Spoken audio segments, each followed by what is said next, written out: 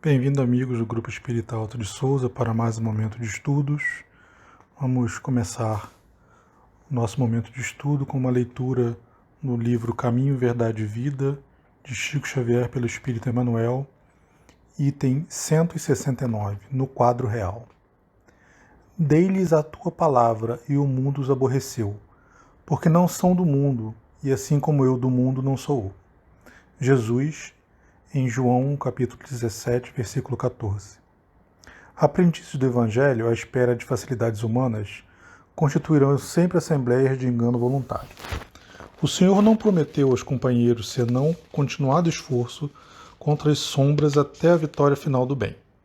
Cristão não é flor de ornamento para igrejas isoladas, é sal da terra, força de preservação dos princípios divinos no santuário do mundo inteiro. A palavra de Jesus, nesse particular, não padece qualquer dúvida. Se alguém quiser vir após mim, renuncie a si mesmo, tome a sua cruz e siga-me. Amai vossos inimigos, orai pelos que vos perseguem e caluniam.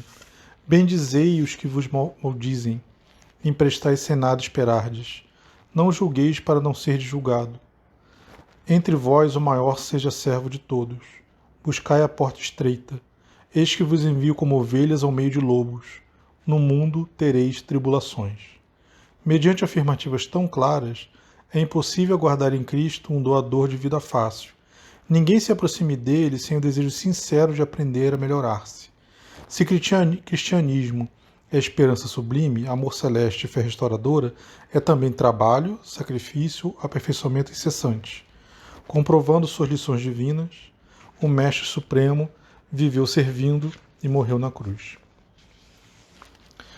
Vamos elevar nosso pensamento para um momento de oração.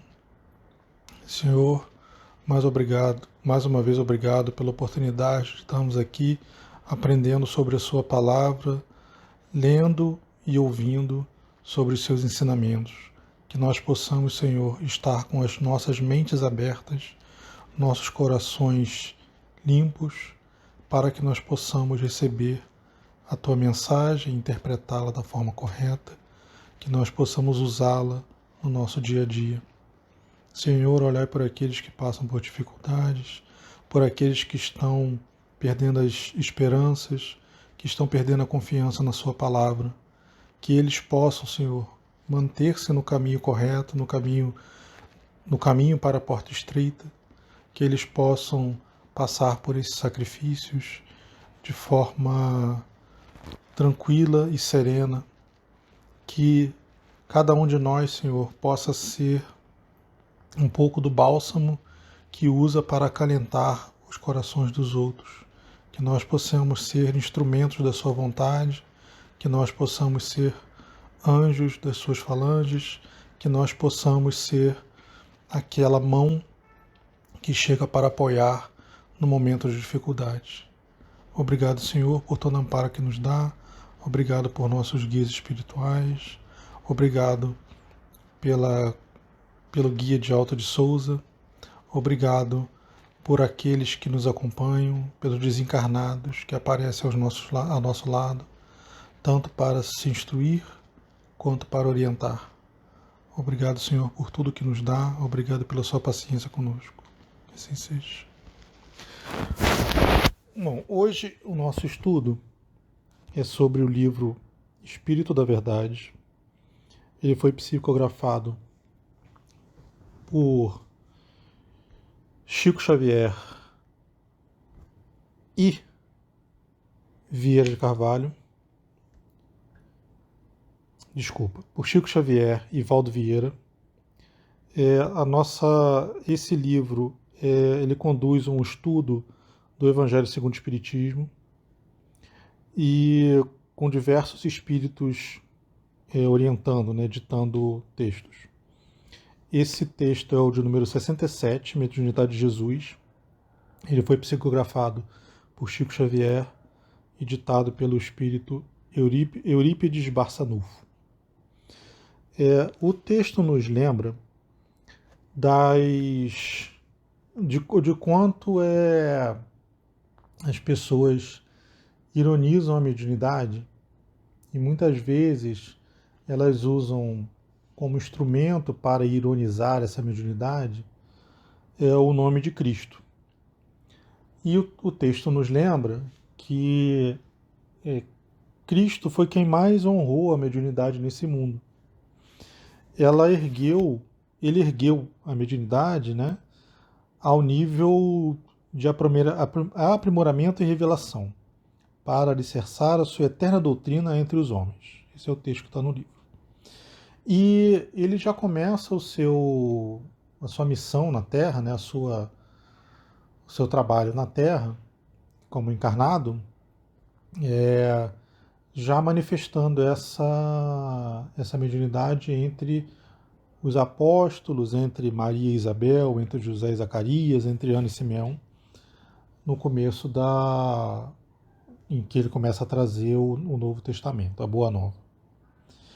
E ele usa dessa mediunidade, ele manifesta essa mediunidade em vários momentos no texto bíblico. Quando a gente olha para várias passagens do Novo Testamento, e o texto do livro Espírito da Verdade nos lembra alguns deles, por exemplo, aqui, que são citados até no livro, né?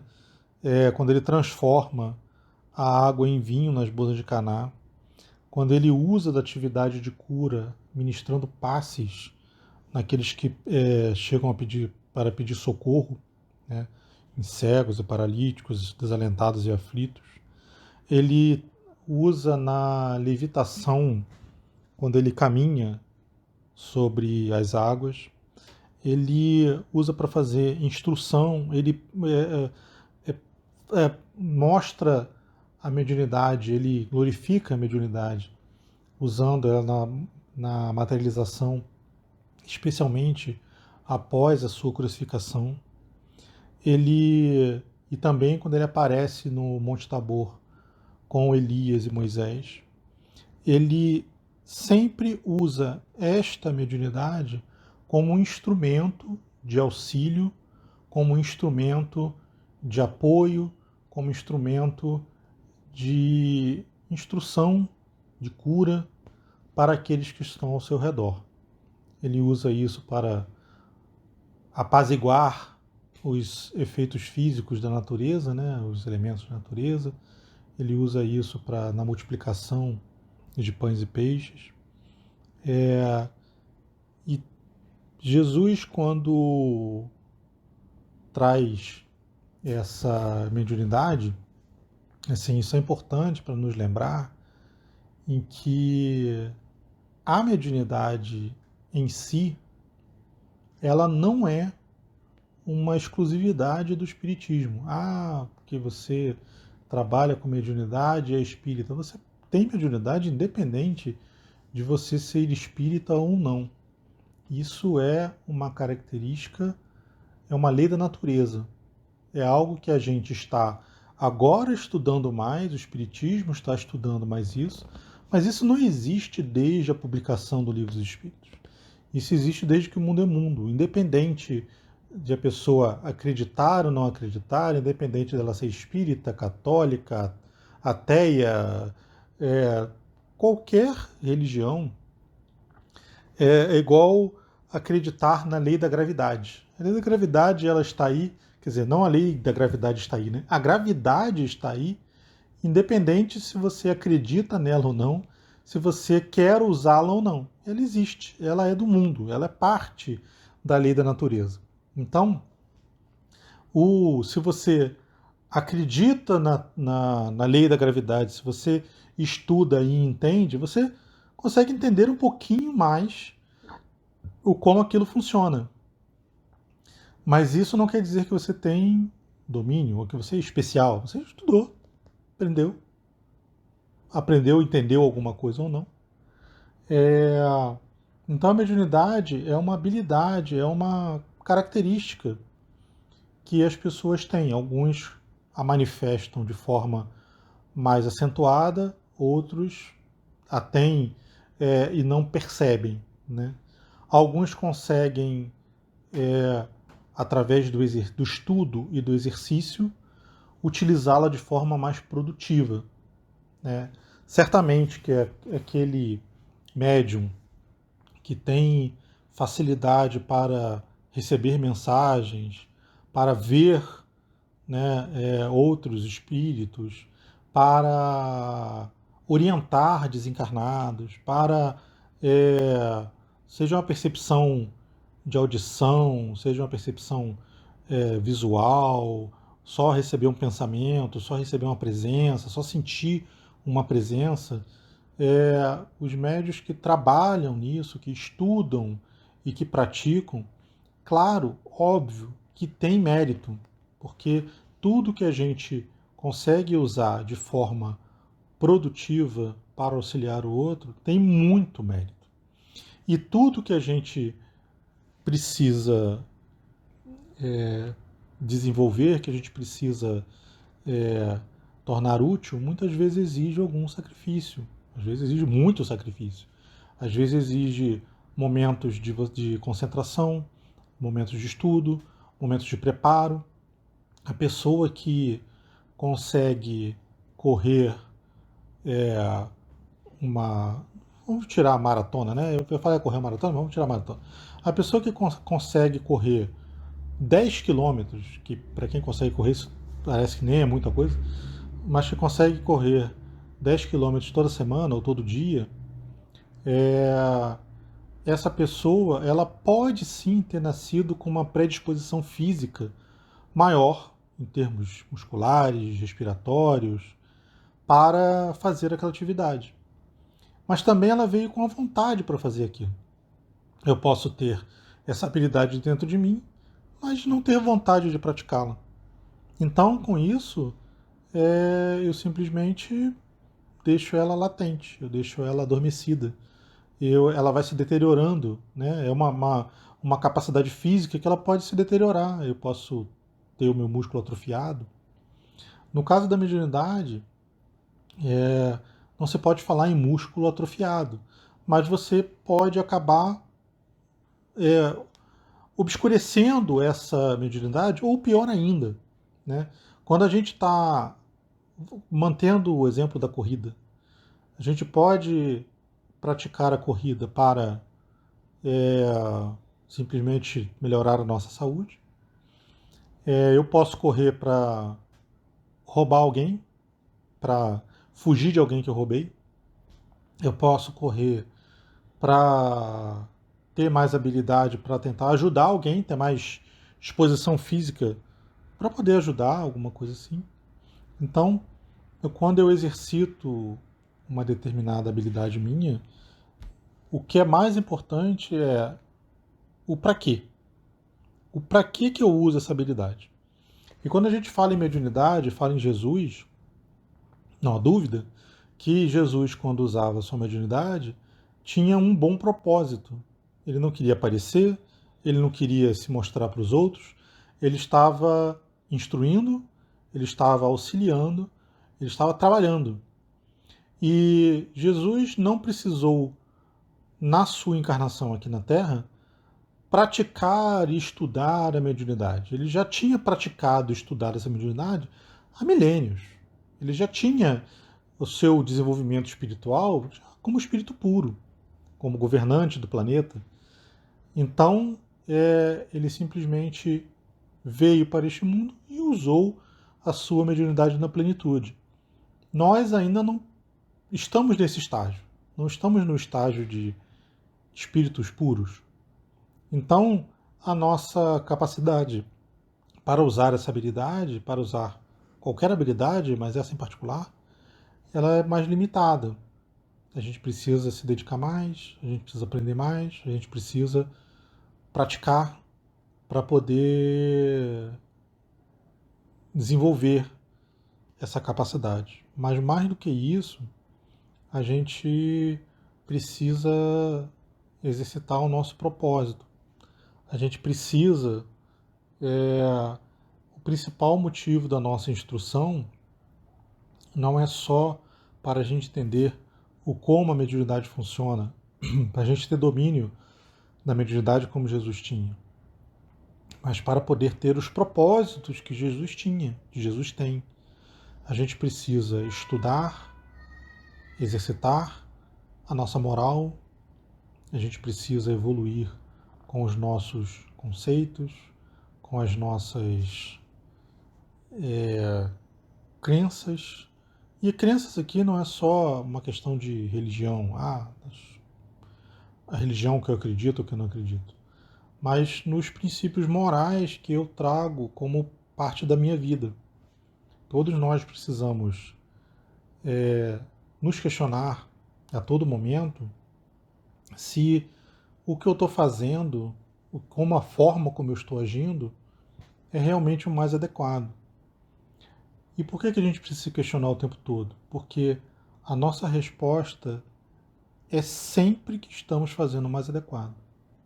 Se a gente for analisar os nossos próprios, nossas ações, nossos pensamentos, a gente sempre vai achar que está fazendo o melhor possível, que está atuando da melhor maneira, porque eu pessoalmente tenho a convicção de que ninguém age de uma forma que acha errado.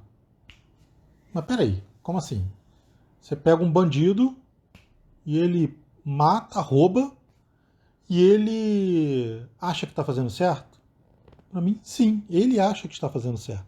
Ele pode até entender que aquilo não é ético, que aquilo não é legal, que aquilo não é o que ele deveria fazer. Mas ele faz mesmo assim, porque ele acha que é o que tem que fazer, né?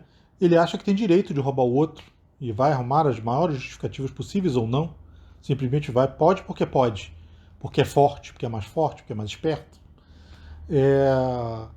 Ou conforme você vai evoluindo, você vai entendendo um pouco mais os preceitos morais, você começa a se justificar, racionalizar. Não, mas olha só, é errado, mas sempre tem um mais. É errado, mas eu fiz porque eu precisava ajudar a minha família, ou porque eu não tive oportunidade, ou porque eu estava passando fome. E todas as justificativas são boas. Mas às vezes aquilo que seria a nossa justificativa, ela se passa. Você roubou porque estava passando fome, mas você está passando fome ainda? Você continua roubando porque está passando fome? Você continua matando? Você matou porque estava passando fome também? Então, esses exemplos são mais exagerados, né? Parecem mais didáticos, mas quantas vezes a gente pode estar tendo uma atuação inadequada e também a gente está achando que a gente está agindo da melhor maneira. Mas eu destruí aquela família porque eu estava buscando a minha felicidade. Ainda parece um pouco do roubei porque estava passando fome. Não, eu precisei falar as verdades para fulano porque eu já aprendi que eu não devo mentir. Isso, perfeito. Mas qual foi o objetivo oculto naquela revelação? Será que você acabou não sentindo prazer em falar aquelas verdades e talvez causar uma tragédia familiar? Ou não precisa ser uma tragédia, ou causar simplesmente um desconforto? Você falou umas verdades, causou um desconforto, e que bem isso trouxe. Porque, às vezes, sim, quando a gente... há algumas verdades que são necessárias, e muitas vezes essas verdades necessárias, elas causam desconforto. Mas eu estou trabalhando só pelo desconforto, ou realmente eu estou procurando um bem melhor? Um bem maior? Será que eu poderia procurar esse bem maior sem causar esse desconforto? Porque nem sempre os fins justificam os meios. Muitas vezes a gente está muito preocupado com os meios e não está tão preocupado de verdade com os fins. Então, a gente está realmente fazendo da melhor forma possível? Será que a maneira como eu estou trazendo uma questão é a maneira mais adequada? E é para isso a gente precisa se questionar, estudar o tempo todo, prestar atenção no comportamento de outras pessoas, não para ficar fofocando, mas muitas vezes a gente aprende quando a gente olha para o comportamento do outro e fala, não, isso está errado. Aí você deve olhar para si mesmo e ver, e em você? Você está fazendo esse comportamento errado? Porque ou é só errado quando é com o outro. Quando a gente investe na nossa melhora espiritual, e a gente consegue usar as ferramentas que estão à nossa mão, e a mediunidade é uma delas, a gente consegue usar de forma produtiva.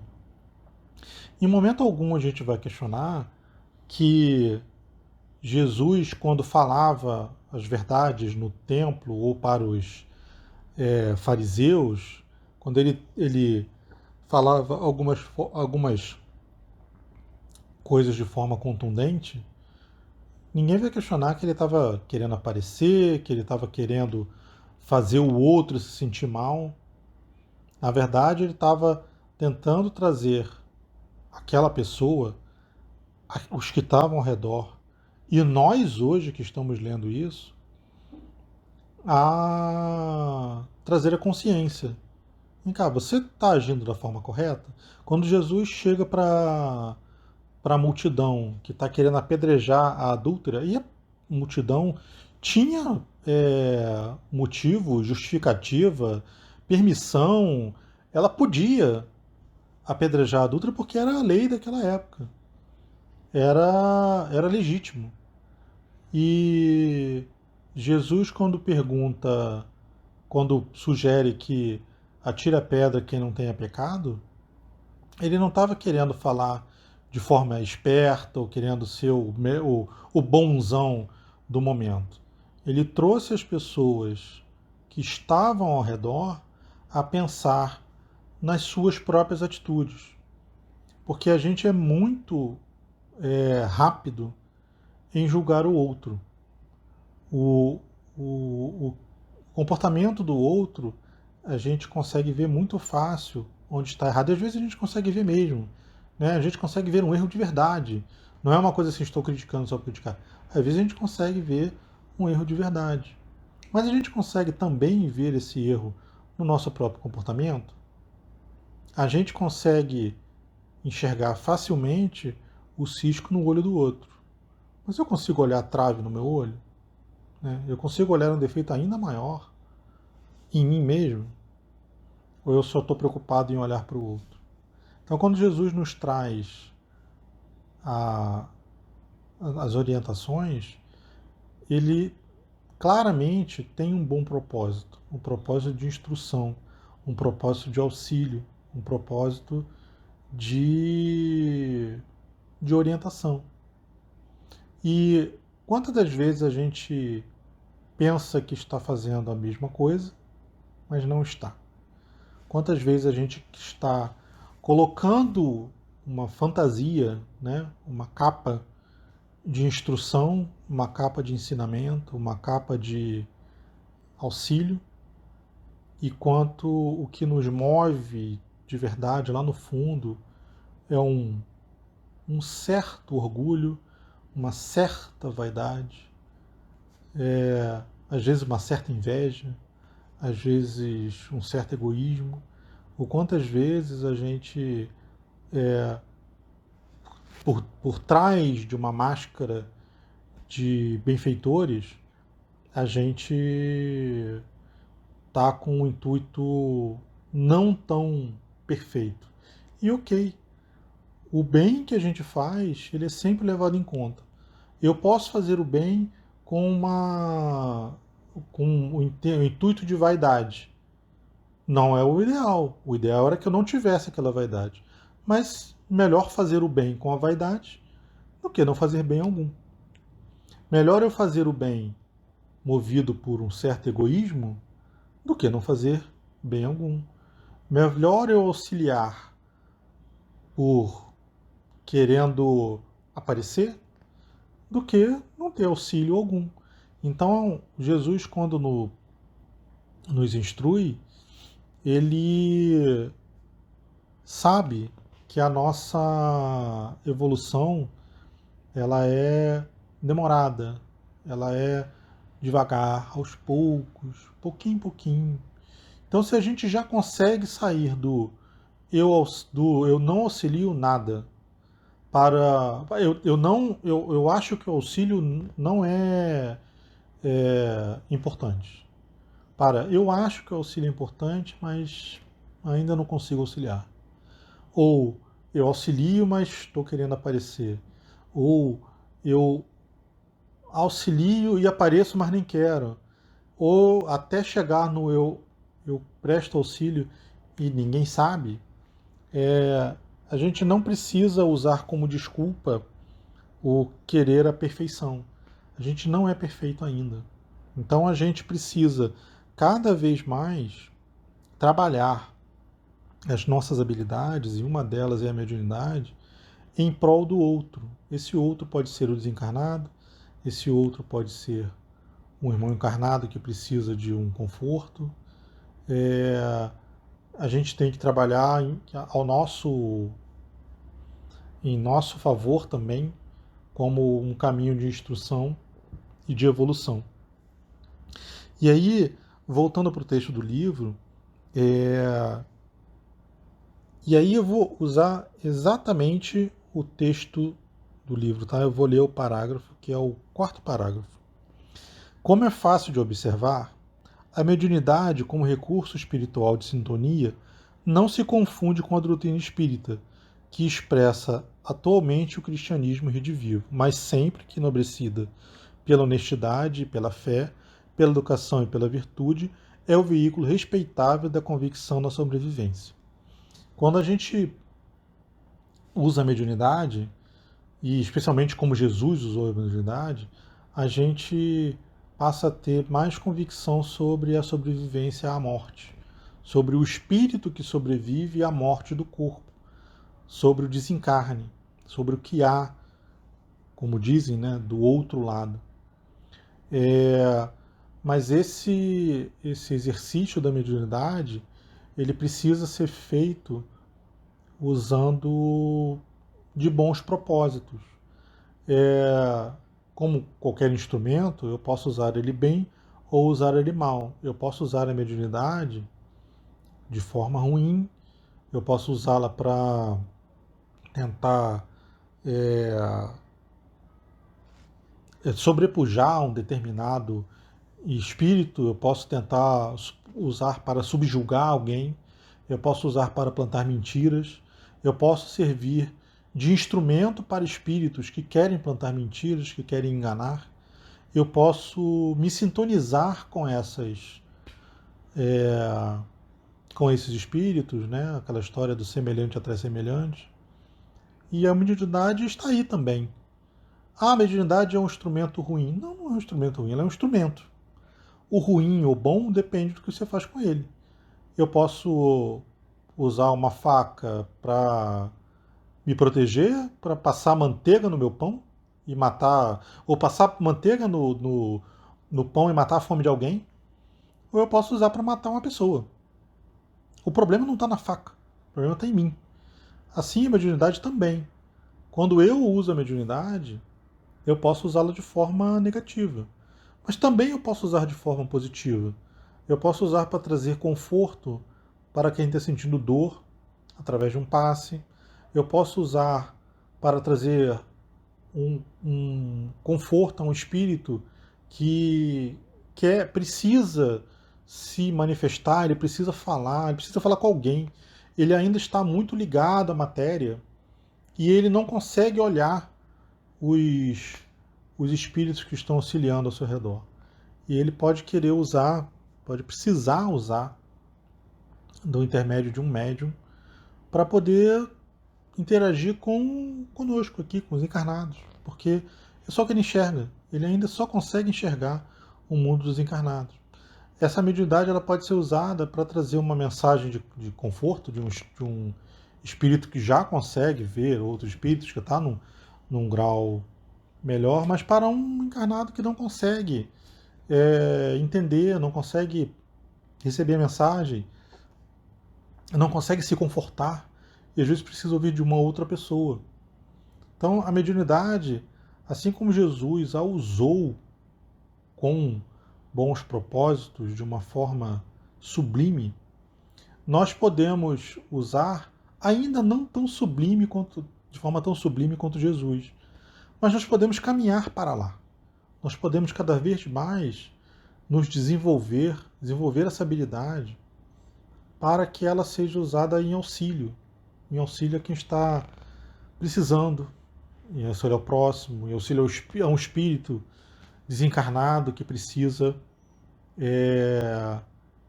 de algum contato com o mundo encarnado.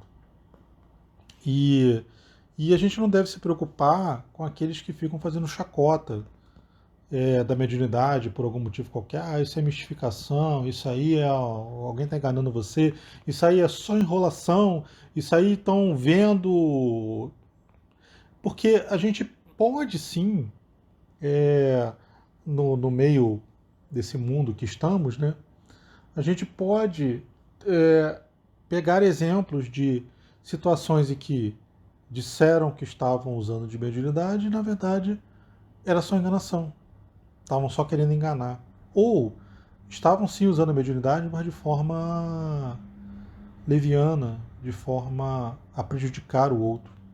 Então, o instrumento não é culpado das intenções de quem usa aquele instrumento.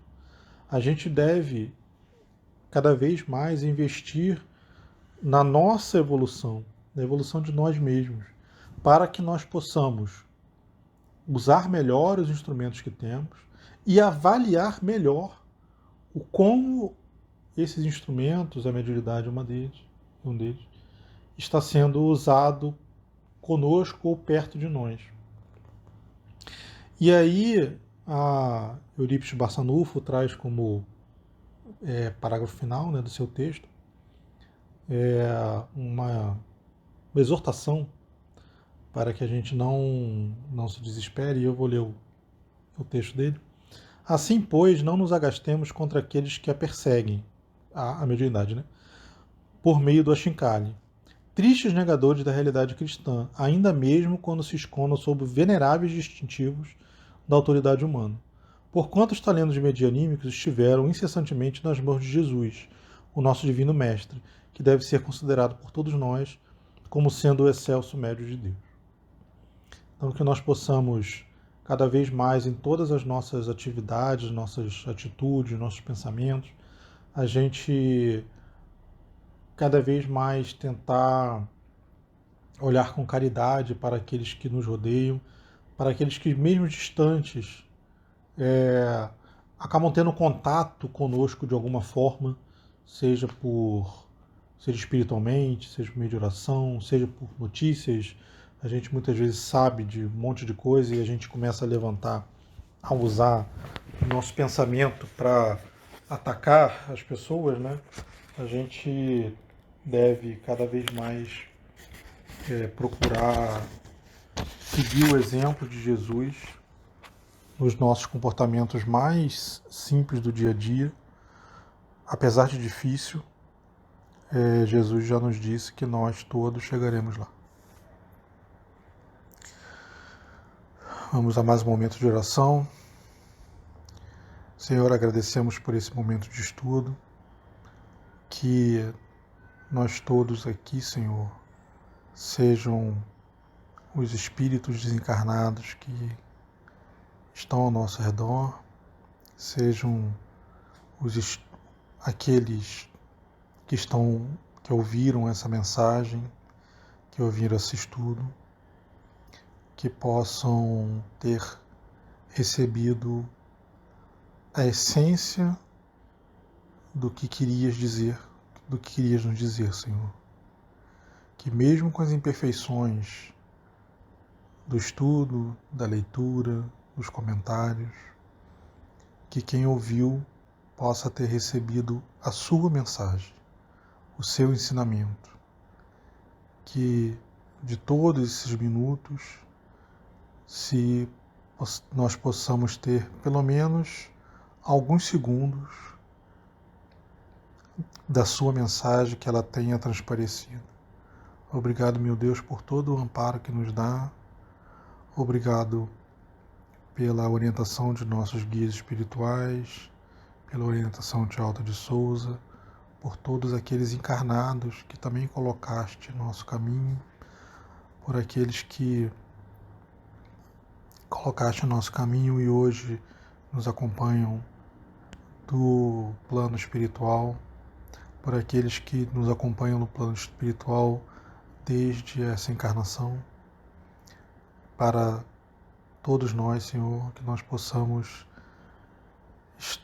estar cada vez mais cientes do seu amparo, da sua orientação, da sua instrução, e que nós possamos aprender com as suas mensagens, com os seus ensinamentos, e mais do que nunca, praticar esses ensinamentos no nosso dia a dia, que nós possamos permitir, que nós possamos conseguir que esses ensinamentos nos transformem, nos tornem espíritos mais próximos de Ti. Obrigado, Senhor, por tudo que nos traz. Que assim seja.